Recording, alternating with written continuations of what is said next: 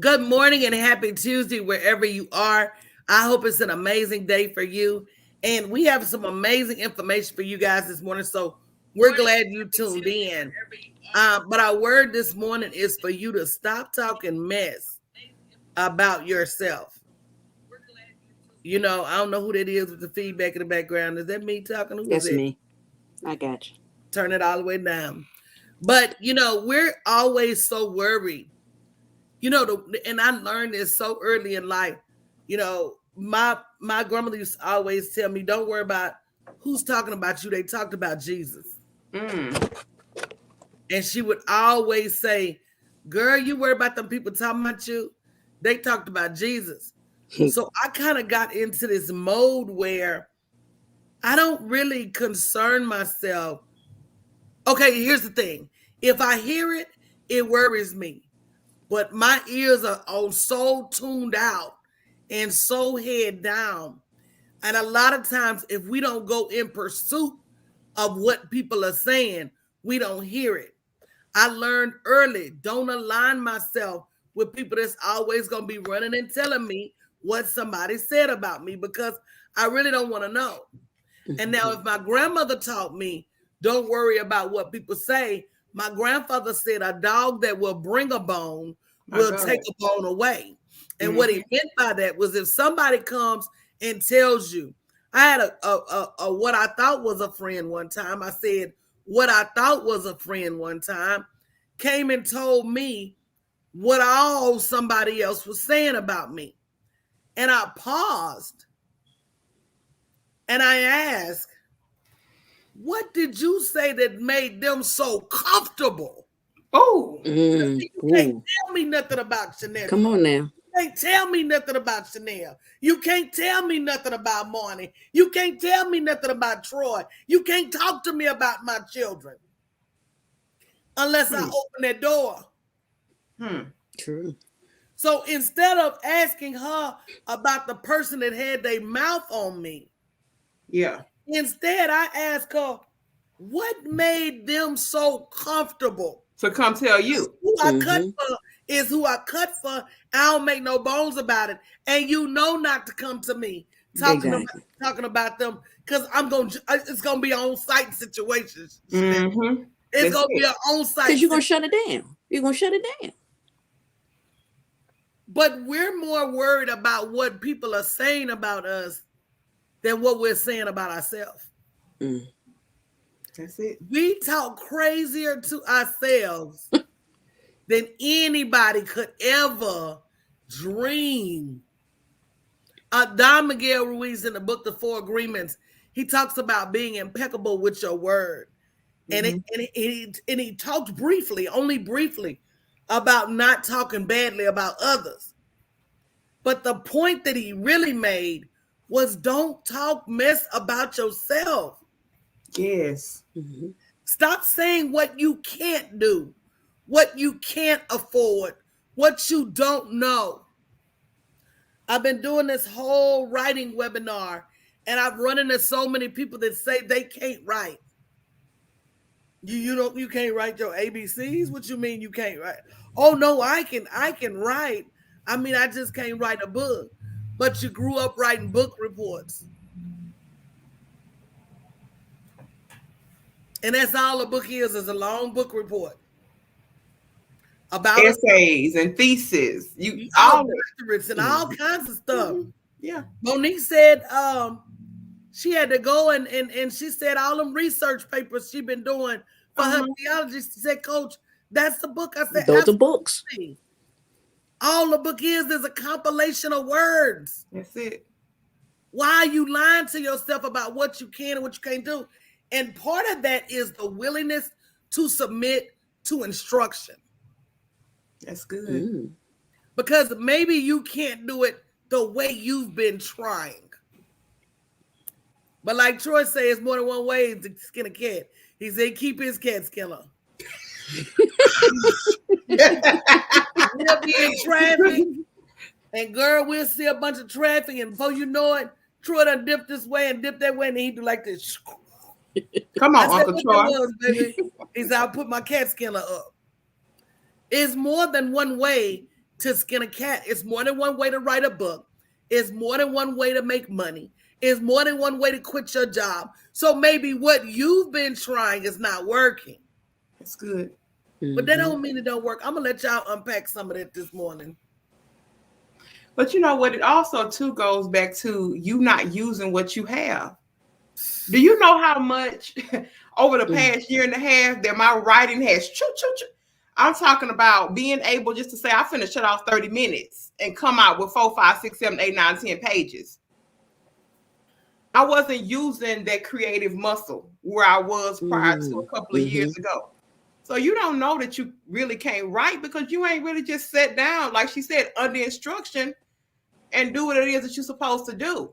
It doesn't happen like, overnight. For me personally, the stuff that I've done over the couple past years in the brand, I go look at the first thing that I wrote and I look at what I wrote yesterday.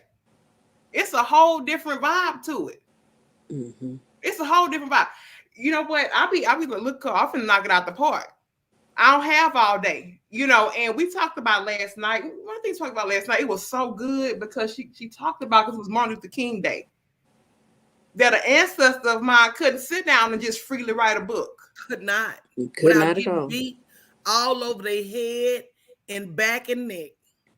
Yeah, I mean, sit up here getting beaten. Here I am with all this free will, free time, and the creative energy. Then it hit me again. I said, you know what? I used to always be kind of talked about for wanting to do, talked about for wanting to get it done, talked about for raising my hand for every project, talked about for knocking it out the park. I used to always be talked about and criticized about that in corporate America. It was a threat to them. And then I thought back, I said, you know what? It was an ancestor that was just like me, who had a mind of ingenuity. Maybe couldn't read or whatever, but they had a mind of ingenuity. Absolutely. So for me, in this time to not capitalize on what I have, that's really a slap in the face to my father. It's sacrilegious. Come on, man. It's definitely sacrilegious. It's sacrilegious. It's hypocritical. It's lazy. And I'm talking about myself. Yeah. And I'm talking about myself in the frame of, I'm not talking mess. I'm telling the truth. I'm telling the truth that my grandmother never had an opportunity to publish. That's good. My mother, who was very poetic and has a ton of poetry around this house, never had the opportunity. I will even, let me set the frame for you. Back when I first published my first book in 2011, the average cost of publishing a book was $5,000 to $15,000. Wow. Yeah. Self-publishing had literally just started, but the tools were so hard to use. You had to hire all this clip art we have now. I had to get a custom graphic designer. First book cover cost over $1,000. You go get a book cover nowadays for $5. I mean, you can go to Canva and make it with the product. You sure can. Yeah, you can. So all of the excuses. Good morning, Veronica. Your auntie Laura said good morning, niece. Hey, Annie and Mama. Good morning, Lawana. You know, your ancestors and even the generation before you didn't have all of these opportunities. And so that begs the question, what will you do? Common has a Microsoft commercial, I think it is, where he talks about all of the technology. You have more technology available in your cell phone than my mama had at a computer at the college. But what will you do with it? Sit up, watch TikTok videos all day? I'm just saying. Scroll back and forth from YouTube videos. Not really watching nothing motivational. Not really watching anything instructional. Just scrolling, laughing. Like you said, you got the memo. You don't have to do it all in one piece. Just do it piece by piece, and then you put it together. But that's something I'm going to be teaching them in the masterclass, because even piece by piece, if you don't know the formula to write a book, right, that piece by piece becomes overwhelming when you just start trying to write a book from a cursor. Ed Cursor blinking at you, you blinking at it. I remember my first book. I blink at the cursor blink at me. I blink, the cursor blink. And but I you know what? It won't have a word on that paper. You know what's good about this masterclass? Because I've already taken it, but guess what? I'm taking it again. It's because people always say, oh, what am I write about? People always try to like sweep their story under the rug. And that to me is that's just crazy. Like everything that I've been through, everything that I've learned, everything that I've been taught, like that's the whole vibe and the story. And it got to come from me. You know what I'm saying? That goes like, back to the talking mess. It is. People will do that like, oh, I haven't done enough. You know what I'm saying? Or I ain't worthy enough to write. You gotta like everything was just perfectly crafted and designed into where you are right now. And you can't tell me that ain't nothing in your past, ain't nothing that you didn't learn, ain't nothing that something that you survived. Something. Lawana said, I never thought I could write, but I realized it was because the story wasn't complete. That's a misnomer too. That is. That's why movies have sequels. Right. That's why movies have sequels. There's always something, and that's one part of the formula I'm going to take you through in the writing masterclass. And this Thursday, we're having a webinar about the business of books. Make sure you register. It's free at bit.ly/write-now-2022. We're going to be talking about how much money you're leaving on the table in this multi-billion-dollar industry. Yeah. But you know what you said, Nay, is just so true. We devalue what God gave us. My God. You look at my story, and my story is just so much greater, and my talents are just so much more awesome. And you know, my look, my body, my hair, we're so busy looking to do comparisons at the person next to us that we forget to thank God for what he gave us, because everything he gave us was for a reason, even your testimony. So good. The fact that he woke you up and keep waking you up, brought you through different challenges, health, financial, whatever it is. That's your book. That's your story. And but you know what? It's so something. It's so much more to it than that, Marnie, because, you know, until you understand how to put that thing on paper. That's good. Girl, see, I told you we'd be on this same wave. So I was just about to tell you that it's something therapeutic, honestly, about me and my writing. That my creative thoughts are actually being formulated on paper. When you got that reflection, you say, this came out of me. You look like you kind of level up a little bit. I be leveled up. I said, I can't believe I wrote something like that. I didn't level up on these girls. You know, like this came out of me. Like this flowed through me on through. It's therapeutic. You know what I'm saying? And it's like I say, it's always too like a mark for me when I can go back and look like, oh my gosh, like. And let me tell you this: like sometimes I look back at some of my old Facebook posts. Like it was a post that came up from like 2014. And to be honest, I'd be happy that I captured some of those thoughts, because you think about like what headspace was I in 2014, 2015, and how has this particular story evolved? So I look back, I was like, you know what? Thank God I always had some sense. I'm a little crazy, but I do got some sense. We all a little crazy. Now that's the one thing I can say. Once you just come to grips with the fact that we all got some a little thought about us, then it becomes okay. But it's that thing that you also have just so much greatness in you. And there's not an age limit. There's not a too early. There's not a too late. There's not a too old. There's not a too young.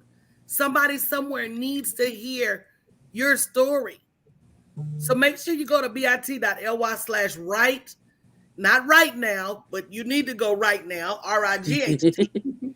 But the link is actually right now, WRITENOW 2022. And sign up for our free webinar and just continue to wrap your mind around what is possible. And that's what we don't do, because we get in this mode of giving up. Yeah. Wow. Mhm. We get in this mode of talking about shoulda, woulda, couldas. Mm-hmm. And all that shoulda, woulda, coulda energy can go into now. Yeah. Mhm. I read a quote that said, that's why your rear view mirror ain't as big as your windshield. Come on now. Because life is not designed for you to spend all that time looking back. Looking back. To Shanetra's point, that glimpse back is just to tell you that, oh my God, I'm on my way. Sometimes I look Yeah. back, I can't believe what all God has done in my life. Mm-hmm. And so that's why I'm such an advocate for get going, get moving, write your book, tell your story, make your money. Mm. If somebody would have told me in 1997, when the twins were born, and I was a single mother, just left my husband, trying to start out over again, one barely on the ground and two on my hips, that I would have had a capacity to create a multi-million-dollar business, Wow. you would have never Mm. believed it. Mm-hmm. But if you can't believe that, then believe who God is and what He can do. Mm. None of it is So about good. you. And when I tell you He'll give you double for your trouble, He really will. You just got to take the first step. My mind is always boggled and stressed and surprised by how much money I make. Stressed, boggled, surprised. And the only reason I can even deal with it is because I know if He can bless Oprah, come on now. Okay. If He can bless Maya, congratulations, Okay. Vicky Kirk May, for getting out there in them streets this morning, girl. You better go, girl. Mm-hmm. If He can bless Michael Mm. Jackson, Jordan, Johnson, then He can bless little old me too. Stop Infinite turning down resources. your blessings. Mm-hmm. Stop. You need to be, let me tell you, I'm in hot pursuit of my blessings right now. If you're in hot pursuit of your blessings, put some flames in the chat for me. I'm in hot pursuit of everything. Me too, Vicky. Vicky said, I'm back and better than ever. That's what Jay-Z said. I'm back better than ever. Surprise, surprise. You try to keep me out the game, but I was alive. Okay. Yeah, absolutely. Luana said, I believe you from the moment I met you. You had me mesmerized with your passion to sell products at the bank. Absolutely. Put them flames up. I'm coming for mine because He told me so. That's so good. Mm-hmm. When you lose your confidence, you got to remember you're not operating under your power. You're operating under His power, Come on. under His dominion, under the dominion that He assigned to you, and He never rescinded. He gave us dominion. Mm. Deuteronomy 8 and 18, He said, I give you the power to Power create. to Wait a create minute, wealth. let's unpack that. He said, I give you. What does that mean? It's yours. It's mine, girl. Mm-hmm. Can't nobody take it from you. Yeah. It belongs to you. You don't have to wait for it. You don't have to be on the lookout for it. Come on. He's already given you. Yes. He said the power. Once God gives you the power for something, there's nobody that can take that power from your hand. The world didn't give, and the world can't take it away. He said He created us in His likeness. Mm. So that So means we good. can handle the power that flows through us Come on. to create. Mm. A job is not your creation. Ooh. A job is another person's creation Woo. for their wealth. Mm-hmm. Hilton Hotels, He created that. That was His power to create not just wealth, but He did what the Bible told us to do. He created abundance for His children, because that's who Paris Hilton is. That's good. Paris Hilton ain't even the child. If you look at Sam Walton, them Walmart children, that's not his children anymore. Those are his grandchildren that are the billionaires now. Mm.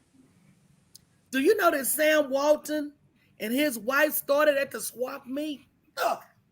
Wow. Y'all worried about humble beginnings. You worried about where you came from. Sam Walton, the billionaire icon, one of the first billionaires, started at the swap meet. And you can't sit still enough to write your book. You can't sit still long enough to start your journey.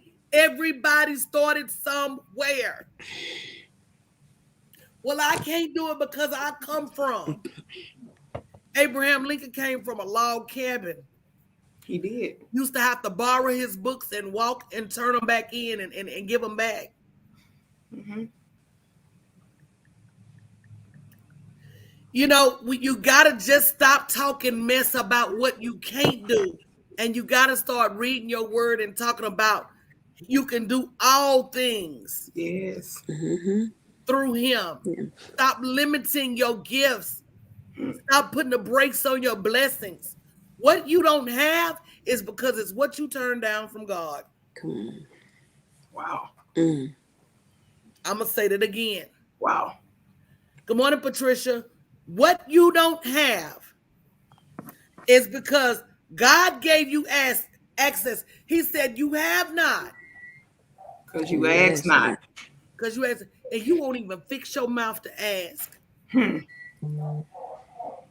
You asking for $5 in gas money, praying hard about it.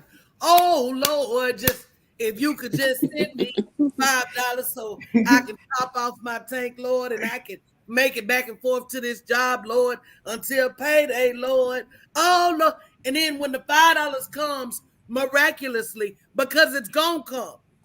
Mm-hmm. It's gonna come. If you ask him for it, it's gonna come. You might get a $5 check in the mail unexpectedly. You might walk outside and find $5 on the ground. Somebody just made Cash App you $5 and say they was thinking about you. Come on. Yeah. Next time that happens, I want you to think about what would have happened had you asked him for more. Had you asked him to free you from your job. Had you asked him to bless your children with some house. Had you asked him to put $1 million in your bank. What would have happened? Come on.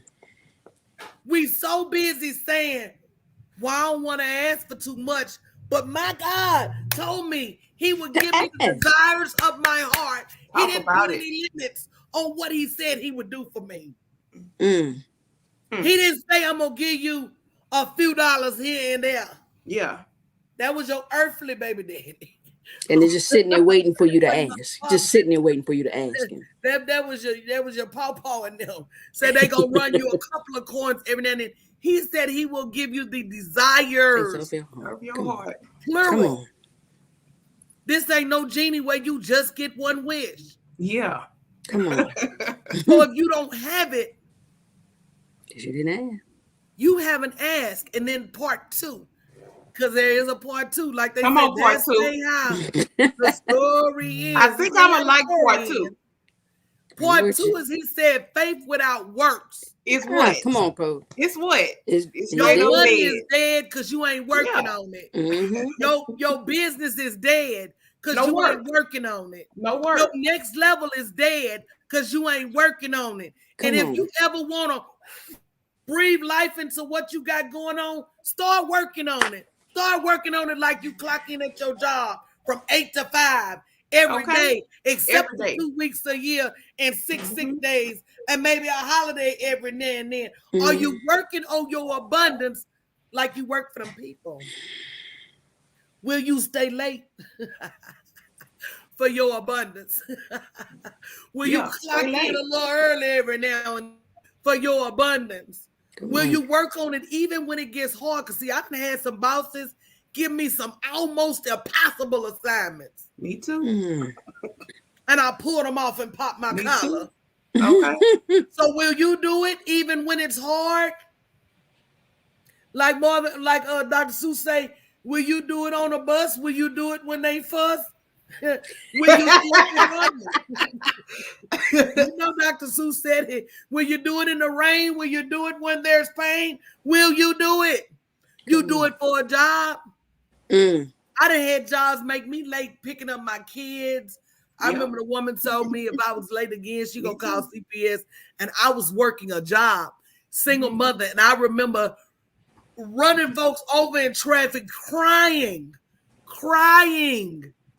that I was not late. Yeah. LaWanna said, I remember you pushed me to private banking even when I didn't want to go. Because why show up at a job if you ain't going to collect the ransom? Uh-oh. I've always been about that bread. I remember having conversations with women at work who would say, I'm scared to make too much money because they're going to cut off my neighborhood center's daycare. Right. I said, girl, let them cut it off. Come get this 50 rack. Come get this 75 rack. Come get this 100 rack. Let them cut it off. You know what, Chick Raphael? You said something. Yeah, I see that. I see that.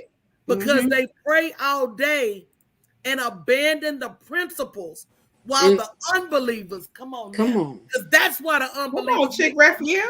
Because see, when God gives you the principles, he doesn't care who applies them. He don't. Wow. That's what principles are. They are the same regardless. So you can't pray all day and then get up off your knees and not do the work. Come on. And who said that? And it makes me mad that the saints don't have. Because the saints, when you don't have, you make Christianity look bad. You make Jesus look like he was telling a lie about the gospel. You do. I promise you do. Who wants to come convert to Christianity and all y'all riding around in hoopties and walking on the back of your shoes? But yet you say you serve a father that has everything. It don't match. That's why I get mad at y'all when y'all get mad at pastors for having. They're supposed to have. They serve the Most High. Talk about it. You can't represent it. Come on now, Vicky. Vicky said living in poverty is not a testimony. It's not. Not at all. There's nothing.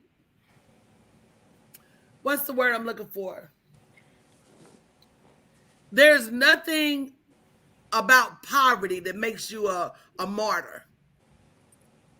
There's nothing heroic about being broke. Nothing. There's absolutely nothing upper echelon about not having. I'm like Kanye said, having money is not everything, but not having it is.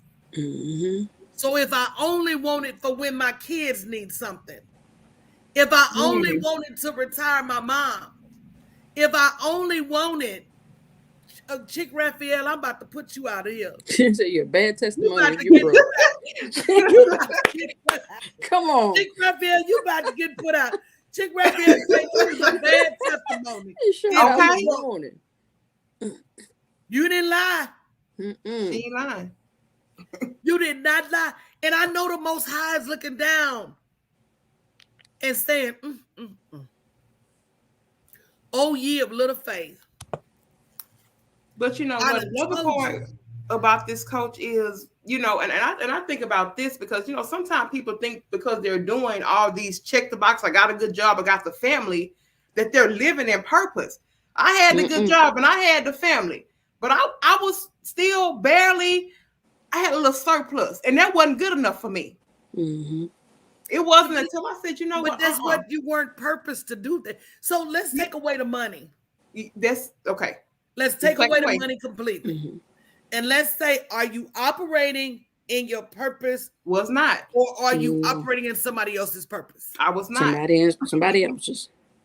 Was not. That's the only question you got to ask yourself. When I get up in the morning, am I doing something that will serve the people? And as a result, serve in the kingdom? Or am I going to somebody else's purpose? And that's the qualifying question. Because everybody doesn't want or need money. Right. I remember the story of the Mexican Fisherman. The man, all he did all day, he went out, he fished, he came home, he sold his extra fish, he fed his family, he woke up the next day, did everything. So it was a businessman visiting Mexico from New York. Seen him out there fishing. Saw how many fish he caught. He said, man, you're a great fisher. I can help you start your own commercial fishery so that, you can make all this money so that you can retire, so that you can come fish all day. And the man said, did you hear yourself? I don't need to take that journey to do what I love to do all day. So if all you want to do is write all day, if that's your freedom, then you have the capacity to do that. If all you want to do all day is read, if all you want to do all day is help the homeless, but you got to do something to provide for yourself. Faith without works is dead. Mm-hmm. If you haven't already gone to bit.ly/rightnow2022, that's another thing. What is it going to take for you to move? I say, here's a free. We're going to be talking about the business of books. Oh, girl, I'm not signing up for that webinar. I ain't going to write no book. Who knows what lies for you in that webinar that may be part of your destiny? That's good. Because if you're here for a reason. If you've been praying for help and you ended up here, you're here for a reason. God doesn't make those types of mistakes. He's very deliberate. I think I asked Shanetra the other day, girl, how did you find me? She's a coach. It was just my prayer manifested when I started to actually pray for what I wanted. When I had an absolute meltdown, couldn't finish a resume. And he said, well, you can't finish it because you asked me for what you want. I said, I need help. I need somebody that's going to love me through the process and teach me. And guess what? Who sent, girl? Y'all see her? Y'all see who sent? Yeah. Don't bring tears. It wasn't, but that's what it was. Mm-hmm. It wasn't until I got to that level of intimacy. He said, you don't have because you have not asked me for what you want. It's crazy. Come on. And here it is. And you've been sitting here trying to piece it and fit in and do this and shrink down and do. Baby, you don't have to do that. Ask me for what you want. And you can't worry about what other people think about it. You can't worry about what other people think about it. I broke down. I couldn't do one other thing. And I tell people this all the time. I have been saying for 3 months, get it out, fix it. Tighten it up, look for something else. When I finally sat down to pull it out, I broke down like somebody died. I was in there crying, boo-hooing. He said, ask for what you want. Because if you fix this and you go somewhere else, you're still going to be in the same position you was. You better say it. Before you sit down and did this. So you need to sit here and ask for what you want. He said, you've been working this time and developing your voice for it to be stuck in here? Not going to work. Nay, that's so good. How many of us have not really asked? And the crazy thing is that it's me. When you ask, it shows up so quickly you almost miss it. Yeah. Mama, that's good, Nay. I had I was on the way and I was still working at the time. It was October of 20. When did I leave my job? I think I left my job in March of 2015. So it must have been October of 2014. And I was on the way to a speaking engagement. And the name of my speech that day was Just Ask God. I'm going to see if I can go back and find it. Because I know it was recorded. It was called Just Ask God. And it was a call to the audience to ask God. And I had to pull my car over. I had to pull my car over and first of all, repent that here I am making all this money and still working a job and had yet to ask the Lord to simply free me. To free you. And not just free me, but free me with all the rights, privileges, and money. Come on. I said, free me, Lord. Oh, like only you can. I had made up so many excuses in my head. Oh, I'm a top performer. They'll never let me go. Oh, I'm this and I'm that. they'll never do this and that. But I was reading in the Bible of how he hardened the Pharaoh's heart to make Pharaoh act a certain way. Because see, he could have Moses could have went down there and left that day with them people. But the word said the Lord had a story to tell. So he hardened the Pharaoh's heart. Yeah. So I pulled over and what I realized, and then in all my asking, I asked for help with my business. I asked to make more money. I asked for help meet my goals. I had not fixed my lips to ask my father to free me from that job. Oh. That was October. By March 1st, I was home. That was October. I went into the office the very next Monday. We were doing end of year planning for the fiscal year. Who's going to be with us next year and who's not. And I asked my boss to free me. And she said, girl, they don't give top performance packages. I said, just ask. Because see, when you know who your daddy is, wait a minute. that all the precedents don't matter when you know who your father is. I said, just ask. She asked her boss. Her boss said, it ain't no precedent for that. So my boss told her, well, just ask. We had a new boss. He looked at how much money I was making and said, oh, she can go. That'll help us get in under the budget. And both of them over there like, are you sure? Because they know how much work I did. Come on now. By November, by the end of November, no, it was December 1st. When was it? Or was it January 1st? Baby, I got wherever it was, I got my 45 days. They said, we're going to put you on work search for 45 days, and then you gone, baby. And I had cleaned my desk off by, because my anniversary is April 1st. So my last day was supposed to be March 31st.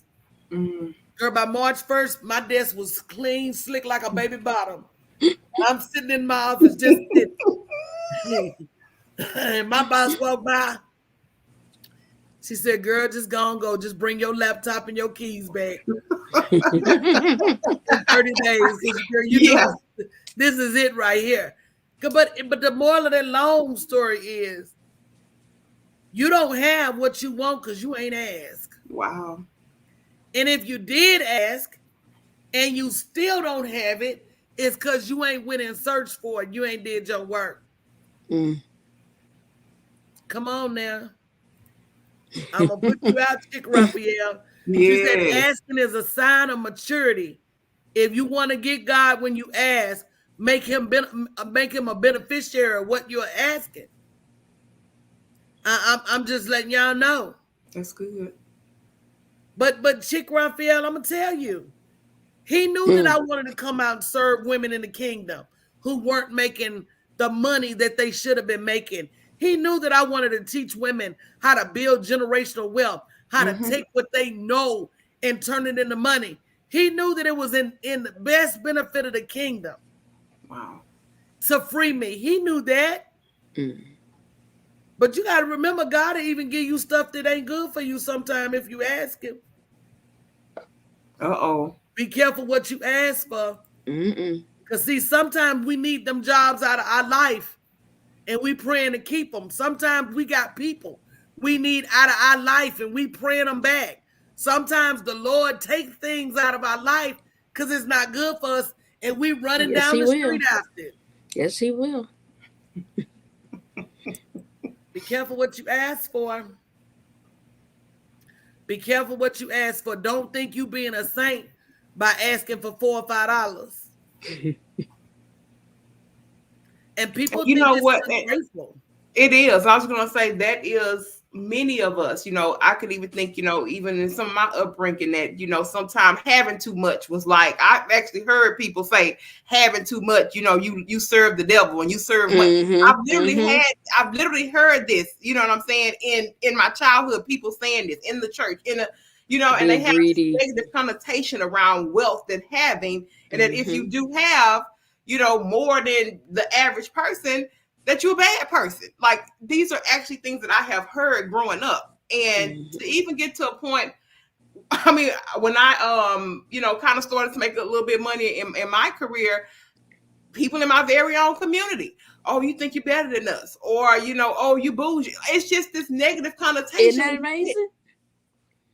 But you know what that is, right? Girl. That's what those that have taught us. That's it. For us to self-manage. Because if you think about who's keeping you from getting wealth, it's not the people with the money that ain't got time to fool with you. Exactly. My grandfather used to always say us was like crabs in a bucket. So this whole crab system, right, was designed for us to self-manage our own rise to greatness.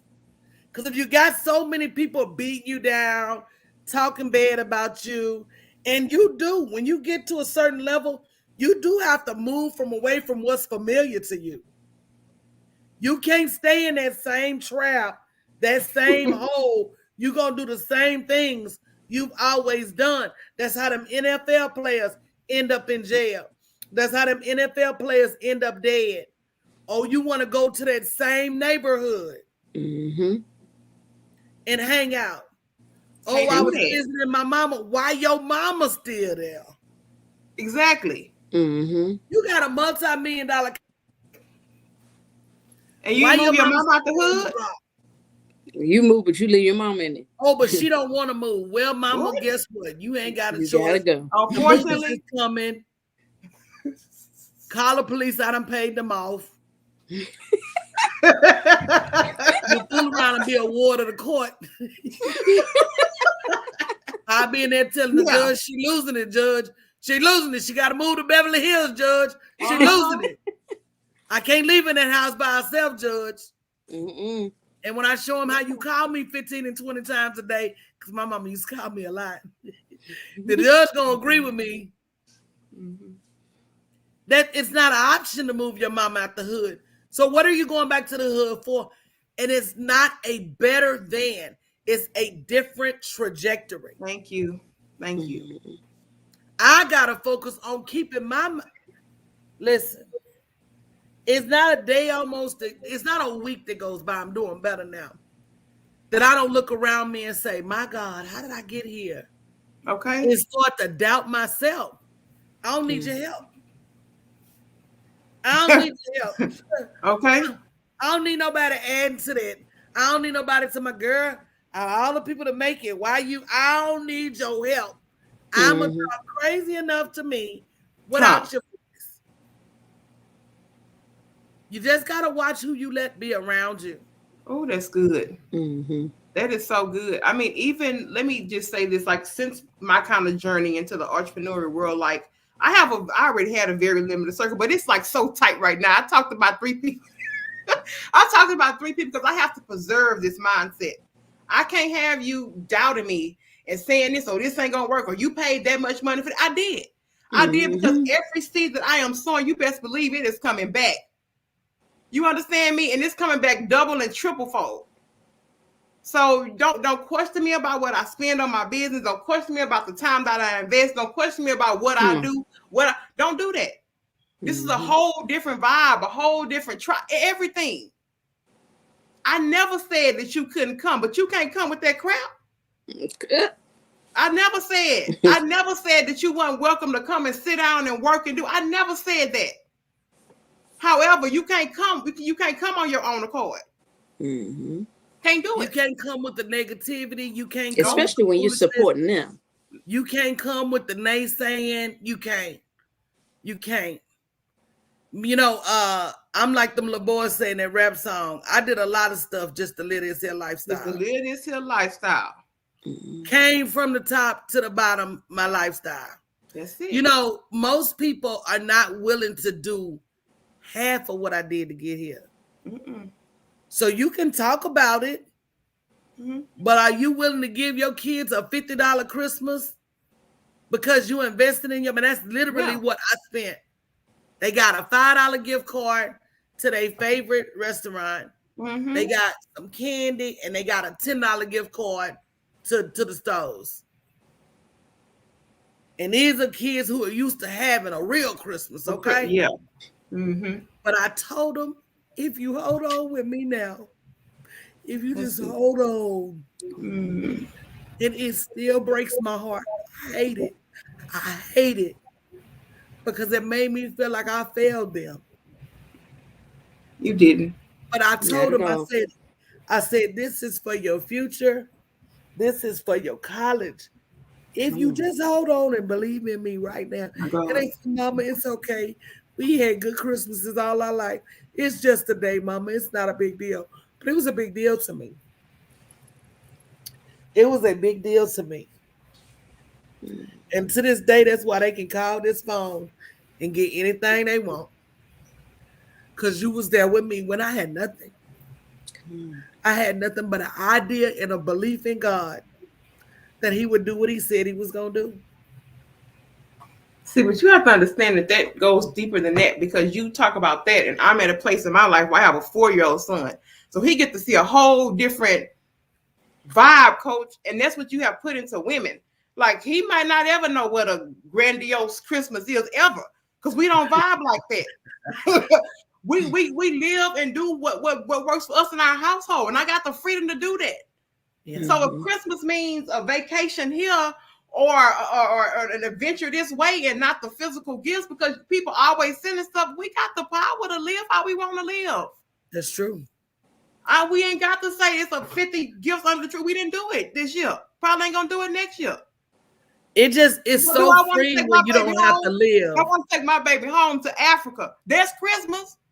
Let me do this how I want to do it. That's Let true. me do it all. Like, I feel good that I can show him that and say, look, son, you ain't got to worry about no gratitude on this one day. That's 365.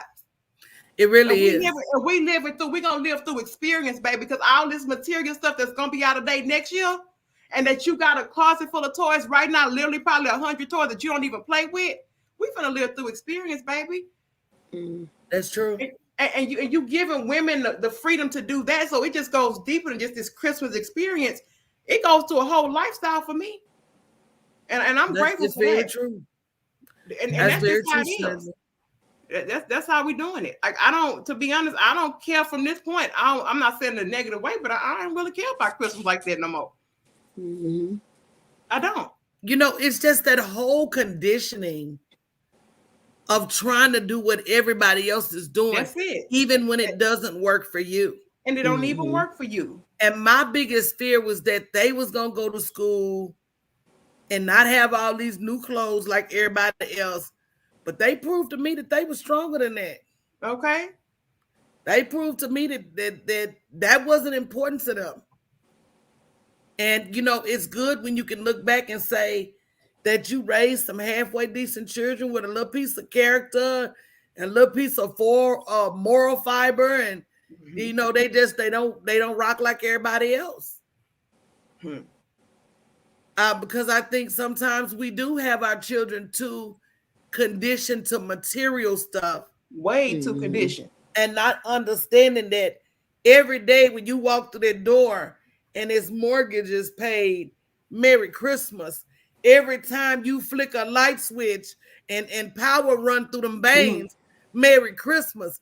Every time you got running water, can go into a toilet, because my grandmother and them was going outside. Don't have to pee at night. 20 degrees. And you got to go outside to an outhouse. So our kids forget that running water, baby, happy Easter. Yeah. All of these things are gifts. The ability to just go in there and get what you want to eat. Ain't no ration. Like, baby, food in the refrigerator. Come on now. Okay. Snacks, anything. That to me, when I was able to kind of take this break and think about a lot of things, that stood out the most to me. That stood out. I said, it's the experience. I said, not these things that I'm craving for as a 35-year-old woman. Like, I want to learn how to invest in real estate. I want to learn I got the freedom to teach my child that, so he don't have to be a 35-year-old man wondering how to do it. Right. So I just told Tyler yesterday we finna get your business license. That's it. And baby, me and you gonna be in there bidding on properties together. Hello, together, and that's how it's supposed to be. You gonna be at Home Depot getting your work crew. I work for you, Tyler. Don't do it. Don't do it, sister. Don't you do that, sister. Don't you do that. But seriously, we have the opportunity to have so much more. So good. And we got to ask ourselves, why don't we? And it's not the material. It's not. It's the freedom. That's it. It's the feeling of not having to wake up and go report to no man. It's the generational wealth, the ability to live life on our own terms. This is what God wanted for us when he created us. He didn't want us to be slave to no job. As a matter of fact, when we came out of the desert and into the promised land, that's why manna stopped falling from the sky, was because at that point we had the capabilities of doing for ourselves. Manna didn't need to fall from the sky no more. Wow. We had the ability to go out and grow our own food and tend our own herds. And if you don't want to do all that, you got a skill that you can barter in exchange for money and go buy your stuff. You got to think about how the world, this whole industrial revolution has conditioned us to be worker bees.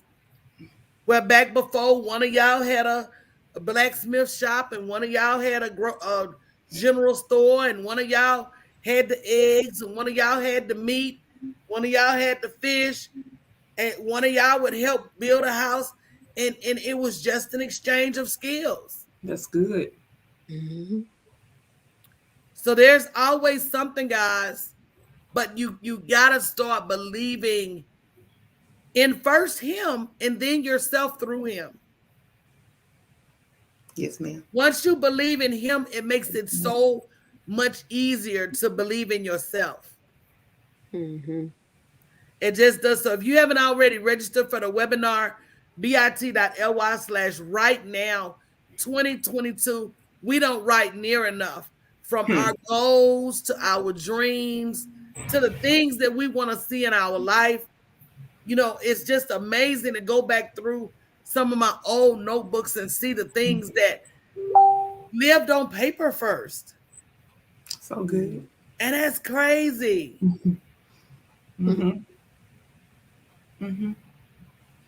Coach, we don't want to talk about your notebooks. Like you say, your notebooks got no books. So, girl, but you know, they're a blessing, because he said, write the vision, baby. He said, write the vision. And we got to start writing what it is that we want. Because he can only, he says, so that those that read it can run with it. So when your ministering angels read what it is that you want, they don't have to pause for clarification. So when the people you work with read what you want, they don't have to follow up to see if this is what you meant. So that when anybody, that even your Christmas gift, you know, we do that as women. We keep the things we want inside our head. And he really know me. He'll figure out what I want. Girl, good luck with that one. Yeah, tell them what you want. You better write it down. I got that from Troy's mom. She texts her children and say, hey, this is what your mama might want for Christmas. He said, write the vision. Make it so guys, we're going to get out of here. Thank you so much for joining us. This has been amazing. I'm super excited. This whole Ask for What You Want season, I can't wait as Shanedra launches her Black Orchids PR firm, you know, and really helping people understand that, you know, you have to design your you. You do. And who you want to be. You do. And as Marnie gets these policies and procedures up and running for these businesses, because Lord knows they need it. Half of them losing their shirt. I was just talking to somebody about how their contracts are out of line and people be canceling on them. I said, girl, you better write them contracts like Sprint. Yeah. Sprint got a cancel clause. They don't care if you got canceled, you can't cancel your bill. Sprint. Oh wow. Whoa. Sprint don't care. Them phone companies don't care what's going on with you. You ain't just gonna run off on the plug on their contract. You'll be on for your phone and phone lines and everything. I'm gonna tell y'all this before we go on. It's so sad because the original phone company, Sprint, AT&T, all that came from My Bell. My bad. I don't know if y'all remember My Bell, but it was a Southwestern Bell. It was a Pac Bell. The Bell was the first landlines. Okay. That was we Bell. had Southwestern Bell. Yeah. My grandparents had it. I don't know My Bell, but we definitely had Southwestern. My Bell was the parent company. Mama Bell. Okay. My Bell was the All parent. of My Bell. My Bell was the parent company. So depending on, there was Eastern Bell, different divisions about the coast, depending on the coast that you were in. But we had Southwestern Bell. Southwestern Bell rented my grandmother a phone for 20-something years. Oh, come on. Southwestern Bell rented. My grandmother had one of the punch phones in the kitchen that you punch the buttons and dial out. And my aunt was going through all my grandmother bills, and she said, "What's this $10 phone rental fee?" Oh, they was charging her $10 for 20 years? A month. Wow. Knowing that phone was 20 years old. If you don't watch your money, though, That's gonna keep dinging it. These companies not gonna watch it for you. Nope. So that's just a lesson, guys. In we say we can't afford, but where is your money going that you can't afford it? You have to be on the lookout for it, because if you're not, they gonna keep doing you how they do you. Yeah. So that's just a word, guys. Make sure you go to bit.ly/right now 2022, and we will see you in the webinar on Thursday at 7 p.m. Thank you, Marnie. Thank you, Shanedra. See ya.